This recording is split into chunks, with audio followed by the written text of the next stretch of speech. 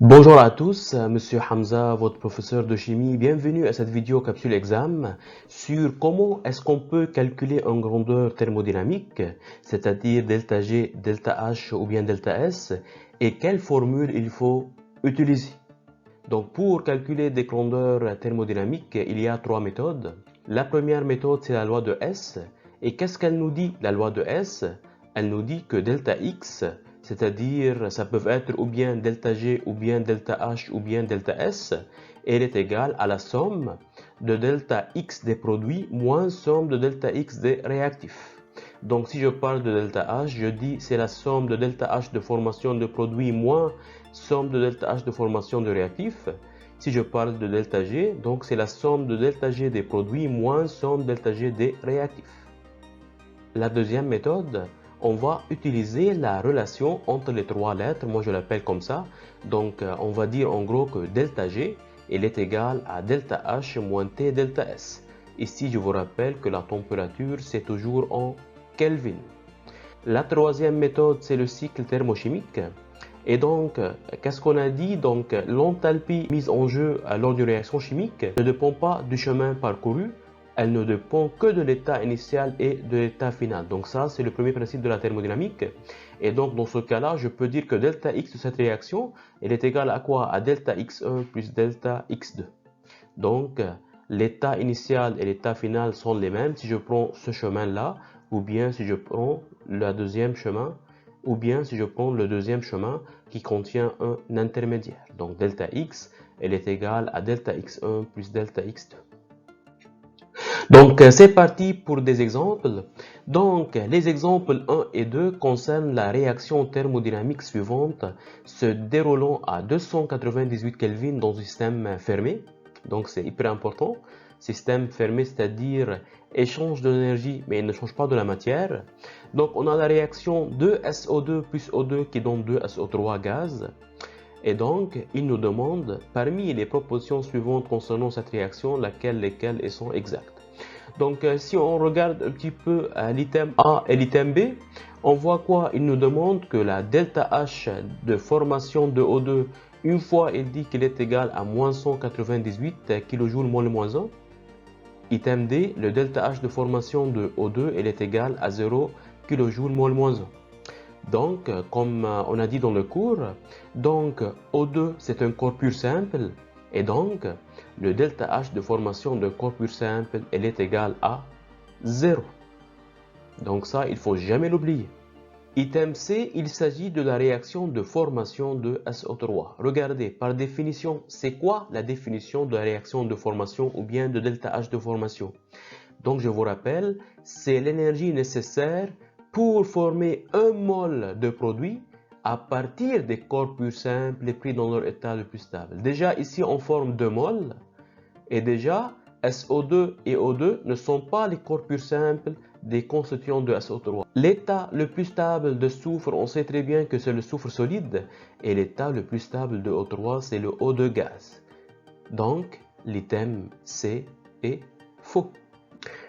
Maintenant la question, la réaction est exothermique. Donc qu'est-ce qu'il faut faire? Pour savoir si la réaction est exothermique, il faut vérifier que delta H est inférieur à 0. Et donc, il faut calculer delta H. Donc on vient de dire qu'il y a trois formules pour calculer une grandeur thermodynamique. Donc ou bien la loi de S, ou bien la loi de trois lettres, ou bien le cycle. Donc, est-ce qu'on peut utiliser la loi de S? Oui, on peut utiliser la loi de S. Pourquoi? Parce que tout simplement, on a le delta H de formation de SO2, on a le delta H de formation de SO3, et donc on vient de dire que delta H de formation d'un corps pur simple, elle est égale à 0. Donc on peut appliquer la loi de S. Qu'est-ce qu'elle nous dit la loi de S? Delta H, c'est la somme de delta H de formation de produits moins somme de delta H de formation de réactifs. Donc, on va commencer par delta H de formation de produits. N'oubliez jamais, il faut prendre les coefficients stoichiométriques en considération. Donc, 2 fois delta H de formation de SO3, moins, donc parce qu'il y a moins, et après il y a somme de delta H de formation de réactifs. Donc, on a quoi comme réactif? On a 2 fois delta H de formation de SO2 plus delta H de formation de O2.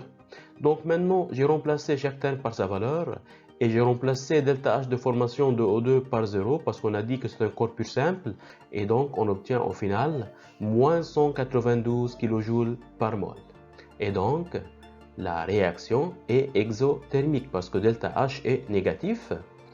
Et donc, au final, on a l'item B et l'item D qui sont vrais. Donc, on continue. Donc, toujours sur l'exemple 1 et 2 qui sont liés. Donc, exemple numéro 2. Parmi les propositions suivantes concernant cette réaction, laquelle et lesquelles elles sont exactes. Donc, dans l'item A, il nous dit quoi? La variation d'entropie ne peut pas être négative pour cette réaction. Delta G de la réaction elle est égale à moins 142,274 kJ mol moins 1. La réaction est exergonique. Delta G de la réaction elle est égale à 55,528 kJ mol moins 1. Donc, on va commencer par l'item B et D si vous voulez. Et donc, pour calculer delta G, donc delta G c'est une grandeur thermodynamique. Et comme on a dit avant, il y a trois méthodes. Est-ce que j'utilise la loi de S? Est-ce que j'utilise la loi de 3 lettres, c'est-à-dire delta G qui est égal à delta H moins T delta S, ou bien j'utilise le cycle? Est-ce que je peux utiliser la loi de S? On ne peut pas utiliser la loi de S, tout simplement pourquoi? Parce que je n'ai pas ni delta G des produits, ni delta G des réactifs. Est-ce que je peux utiliser la loi de 3 lettres? Oui, pourquoi? On cherche à calculer delta G. Et nous, dans l'exercice numéro 1, ou bien l'exemple 1, on a calculé delta H et donc on a la température de la réaction, c'est 298 Kelvin. Et donc, tout ce qui me manque là, c'est delta S que je le peux calculer grâce à la loi de S. Pourquoi? Parce que j'ai le S de SO3, j'ai le S de O2 et j'ai le S de SO2. Donc, on va chercher delta S. Et donc, pour calculer delta S, on va utiliser la loi de S. Et donc, en gros, on va dire que delta S, elle est égale à la somme de delta S des produits moins somme delta S des réactifs. Et donc, delta S des produits, on a quoi? Donc, on a 2 fois S de SO3 moins, donc, le S de O2 plus S de O2. Donc, n'oubliez pas, il y a toujours le coefficient stoichiométrique qu'il faut le prendre en considération. Donc, 2 fois le S de SO3 qui est égal à 257, moins le S de O2, donc le S de O2 qui est égal à 205, donc on a mis moins 205, et après il nous reste le 2 fois le S de SO2, donc 2 fois 248, on obtient moins 187 Joule Kelvin moins 1 moins le moins 1. Il faut faire très bien attention aux unités. Donc maintenant on peut déduire delta G. Donc delta G elle est égale à delta H moins T delta S.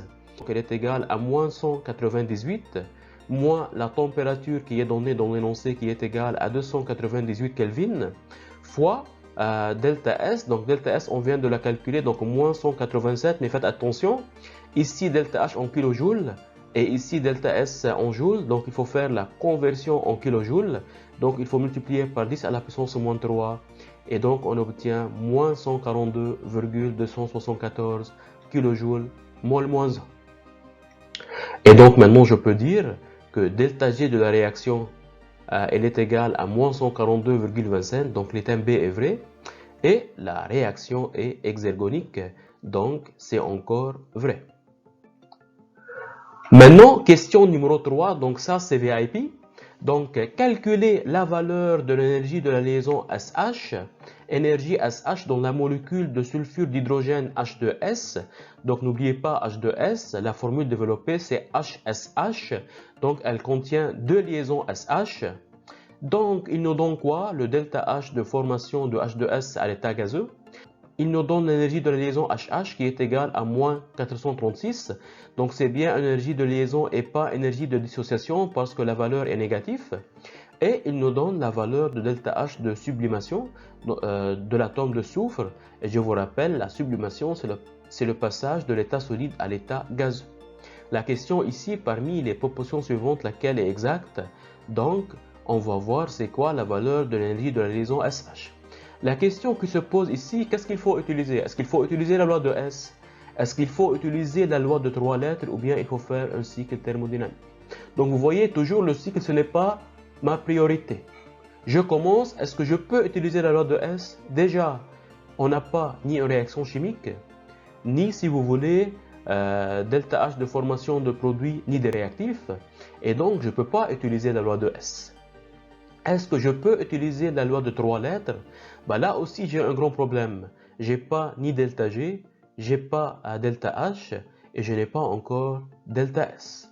Donc ici, malheureusement, je suis obligé de passer par un cycle thermodynamique. Mais pas de panique, vous allez voir si vous suivez les étapes et les astuces que je vais vous donner, ça va être plus facile que la loi de S. Promis. Donc, c'est parti.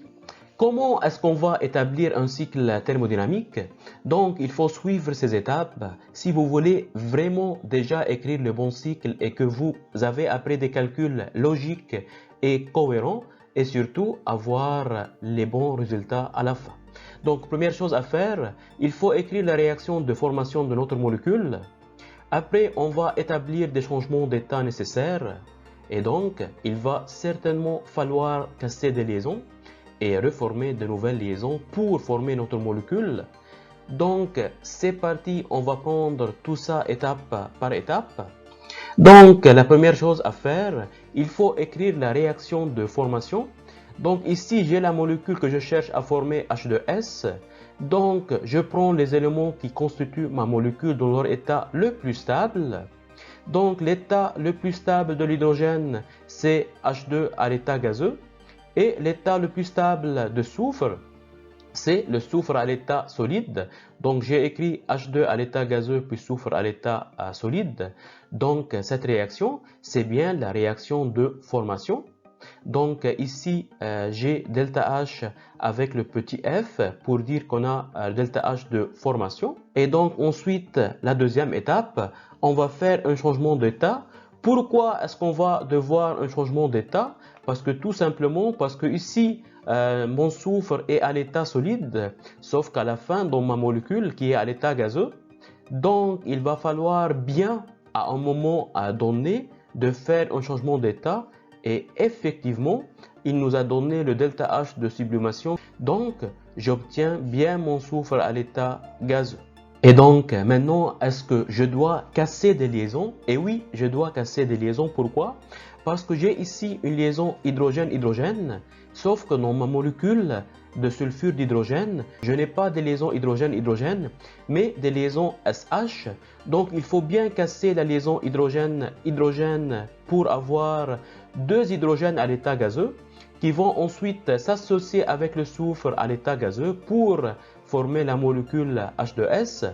Donc ici, je vais casser une liaison et pas former une liaison. C'est pourquoi, si vous voulez, j'ai mis un signe négatif devant parce que ici, il me donne l'énergie de liaison. Donc l'énergie de liaison, c'est la formation d'une liaison, alors que ici, j'ai cassé une liaison. Donc c'est une énergie de dissociation. Et on sait très bien, d'après le cours, l'énergie de dissociation, c'est l'inverse de l'énergie de liaison. Et donc, maintenant, qu'est-ce que je veux faire? Je vais former des nouvelles liaisons, puisque je cherche à former ma molécule H2S. Et donc, pour former cette molécule, j'ai deux fois énergie SH. Et donc, maintenant, je vais pouvoir calculer l'énergie de la liaison SH. Pourquoi? Parce que j'ai un cycle thermodynamique. Et donc, j'ai le droit de dire que le delta H de formation, elle est égale à quoi?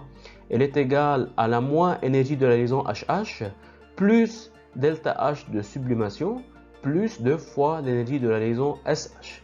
Donc maintenant, je vais remplacer chaque terme par sa valeur. Delta H de formation, donc elle est égale à moins 20,63. Il faut faire toujours très bien attention aux unités. Delta H de sublimation, donc c'est 222,09. Moins énergie de la liaison HH, donc moins fois moins c'est plus. Et donc je veux avoir 436,08 plus 2 fois l'énergie de la liaison SH. Donc maintenant, un calcul mathématique. Donc j'isole l'énergie SH et donc j'obtiens au final la valeur moins 339,4 kJ mol moins 1. Et donc dans ce cas-là, c'est l'item D qui est vrai. Donc, c'était tout pour cette vidéo. J'espère que cette vidéo vous a aidé et vous a plu. Merci de me laisser un petit commentaire et un pouce dans l'air pour nous supporter. Et n'oubliez pas de vous abonner à votre chaîne YouTube Coursup donnée par votre professeur Hamza pour ne pas louper les vidéos prochaines. Et surtout, croyez en vous parce que je crois en vous. On lâche rien, on croise les doigts. Ciao, à la prochaine.